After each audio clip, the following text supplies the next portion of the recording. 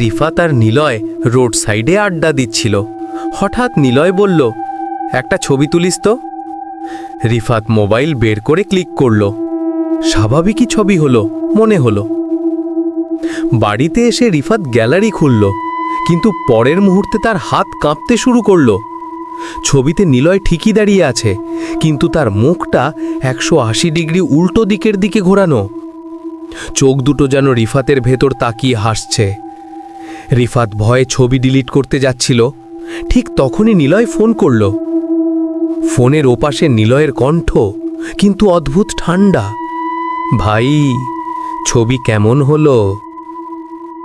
রিফাত কাপা গলায় বলল, তোর মুখ উল্টো ঘুরেছিল।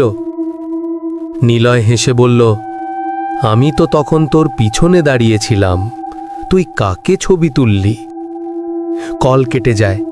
রিফাত আবার গ্যালারি খোলে, দেখে ছবিতে নিলয়ের পিছনে আরেকটা ছায়া দাঁড়িয়ে ধীরে ধীরে হাসছে।